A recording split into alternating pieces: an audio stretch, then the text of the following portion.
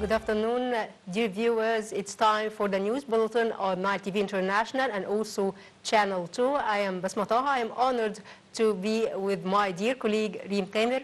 Reem. Hi Basma, how are you? Good afternoon, dear viewers. This is now the news bulletin coming to you out of Nile TV International Channel 2, and now we start right away with the headlines.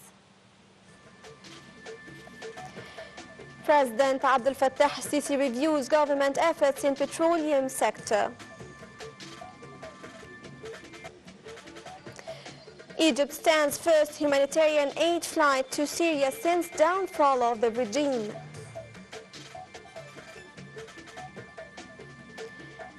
And Gaza Health Ministry says 45,717 Palestinians killed in Israel's military offensive since October the 7th, 2023.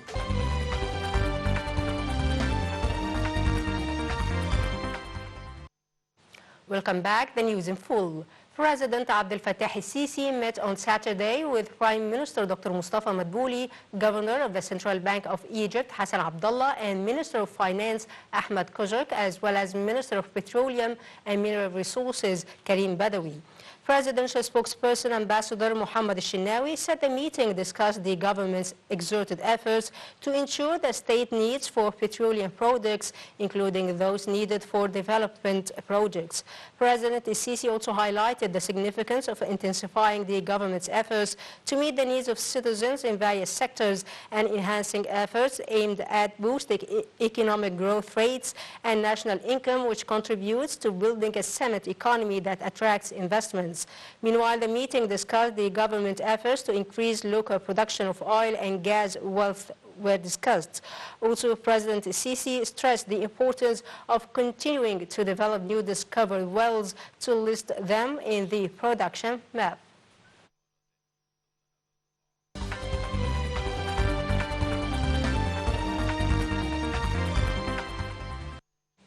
An Egyptian airplane carrying humanitarian aid arrived to Damascus International Airport on Saturday to be the first humanitarian aid from Egypt to Syrians after the fall of al-Assad regime. The plane has been loaded with 1.5 tons of relief aid, medicines and food provided by the Egyptian Red Crescent to the Syrian Arab Red Crescent. This came in light of Egypt's solidarity with Syria and its unwavering support to the legitimate rights of the Syrian people. Syria said on Saturday the country's main airport in Damascus would resume international flights starting next week after such commercial trips were halted following last month's ouster of President Bashar al-Assad. The heads of the General Authority of Civil Aviation and Air Transport said that international airplanes and foreign diplomatic delegations have been landing in Syria. Domestic flights have also resumed. The top diplomat in Syria's new leadership, Saad al-Shaybani, said he will make official visits to Qatar, the United Arab Emirates and Jordan this week, having just been to Saudi Arabia on his first trip in office. He added that the new government is eager for investment from wealthy Gulf states to help rebuild the country's infrastructure and boost the economy shattered by more than a decade of war. Earlier this week, Shaybani headed a high-ranking delegation to Riyadh that included the new government's defense minister and intelligence chief. It was the first foreign visit by Syria's new rulers since they ousted President Bashar al-Assad last month. The French and German foreign ministers called for a peaceful, inclusive transition in Syria as they visited Damascus for talks with new leader Ahmed al-Shara.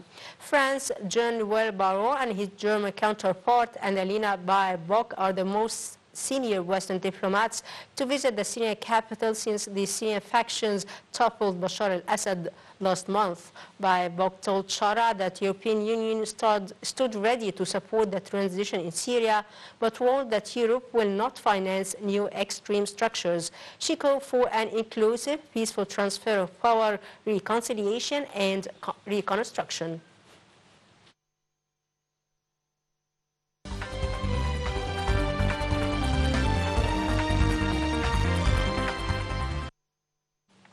Egypt's representative in the United Nations, Ambassador Osama Abdelkhaliq, said that Arab groups stressed the necessity that the UN Security Council issues an immediate resolution of ceasefire in Gaza. In his speech before the emergency session of the UN Security Council on discussing the Israeli violations against health facilities in Gaza, Abdelkhaliq pointed that Israeli aggression on Gaza Strip has led to destruction of the whole healthcare system in the Strip.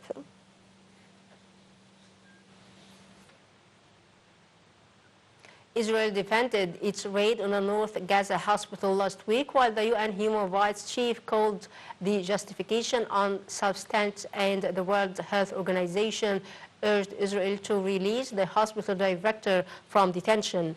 Israeli UN ambassador in Geneva, Daniel Miron, posted on social media a letter that he sent to the Volker Turk, the UN human rights official. It said the raid on Kamal Udwan Hospital a week ago was triggered by evidence that Hamas and Palestinian Islamic Jihad fighters were using the hospital.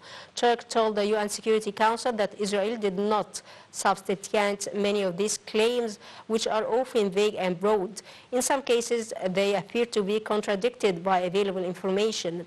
Turk told the 15-member body that he is calling for independent, thorough and transparent investigations into all Israeli attacks on hospitals, healthcare infrastructure and medical personnel, as well as the alleged misuse of such facilities. He also added that this is considered as war crime.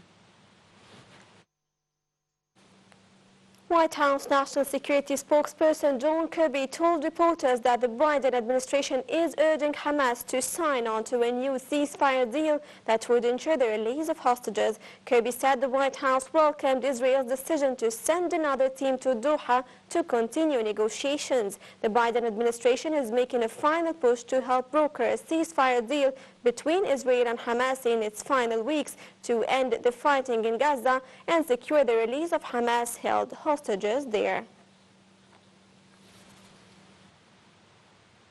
White House spokeswoman Karen Jan condemned the Israeli detention of doctors in the Gaza Strip. The White House spokesperson said that Washington has no information about what will happen to Dr. Hussein Abu Safiya, the director of Kamal Udwan Hospital, which is the last main health facility that is still working. 2 UN experts have demanded the immediate release of Abu Safiya and the medical team that was detained by the Israeli occupation forces from inside the hospital, expressing their shock about reports showing that Israeli forces carrying out outlaw killings and executions in the hospital area. 11 Palestinians were killed in Israeli bombardments of a house in Shuja'iyya neighborhood, eastern Gaza Strip, and mortars of Mawasi house in Khan Yunis strike Rose 3. 2 others were killed in a raid in northern. Hamas movement leader Bassem Naim said that a new round of indirect talks on ceasefire in Gaza were resumed in Qatar's capital of Doha. Naim stressed that the movement is serious about reaching to a deal as soon as possible. He added that the talks will focus that the deal reaches a total ceasefire and total withdrawal of Israeli occupation forces from the Gaza Strip. Palestinian officials said Israeli occupation forces raided a refugee camp in the West Bank, wounding 7 people with gunfire in the latest violence to hit the territory. The Palestinian Red Crescent said Israeli occupation raided the Balata camp near the main northern city of Nablus, triggering clashes. Violence in the West Bank has intensified since the Israeli occupation began its genocide against the Palestinians in the Gaza Strip in October the 7th, 2023. Since then, at least 814 Palestinians have been killed in the territory by Israeli occupation forces or by settlers. The administration of President Joe Biden has notified Congress of a proposed $1 billion arms sale to Israel, with Washington maintaining support for its ally whose genocide. Russia's defense ministry said the Russian forces had taken control of the village of Nadia in Ukraine's eastern Luhansk region. Meanwhile, Russia said it had shot down 8 U.S.-supplied ATA-CMS missiles whose use Moscow has warned could spark a hypersonic ballistic missile attack on central Kiev. In another development, Ukrainian air defenses downed 34 out of 81 drones launched by Russia overnight. The Air Force said that 47 drones were lost in reference to Ukraine's use of electronic warfare to redirect Russian drones. Earlier, a representative of Russia's aviation watchdog said that temporary flight restrictions imposed at Russia's Pulkovo airport in St. Petersburg were lifted. Flight arrivals and departures had been halted from 7:45 a.m. to ensure the safety of civilian aircraft.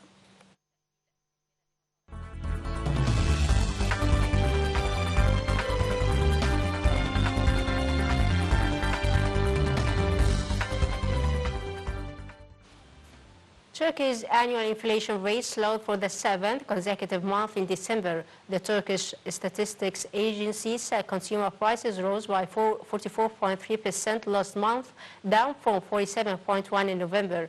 The figure was largely in line with the central bank estimation after a year in which price increases slowed less than expected despite higher interest rates. Last week, Turkey's central bank lowered its key interest rate for the first time in nearly 2 years, dropping it to 47.5% from 50%. New vehicle sales in the U.S. rose 2.7% last year as prices and interest rates eased a bit, making SUVs, cars and trucks a little bit more affordable. Despite high sales prices that averaged more than $47,000, automakers sold just over 16 million vehicles in the U.S. last year. It was the best year for sales since 2019, before the coronavirus pandemic hit, but prices were still 27% above what they were in 2019. Electric vehicle sales rose 8.8% for the year to just under 1.3 million, beating 2023's record of 1.19 million.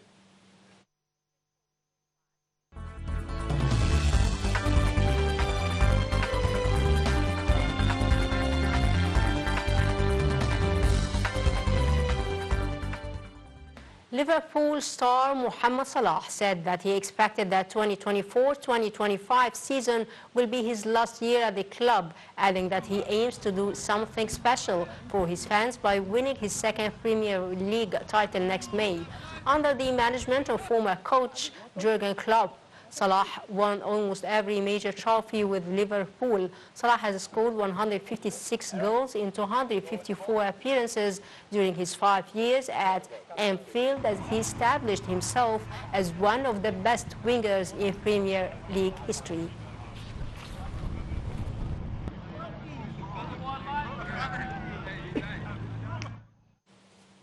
Mikel Arteta says Arsenal must flip the coin as they hunt down Premier League leaders Liverpool in a quest to be crowned champions of England after 2 agonizing near misses. The second-placed Gunners, runners-up to Manchester City over the past 2 seasons, are 6 points behind Arne Slot's rampaging Liverpool, who have a game in hand, having played half their league fixtures. Stumbles in October and early November left Arsenal playing catch-up, and Arteta overnight pleaded for consistency from his men, who travelled to face mid-table Brighton on Saturday.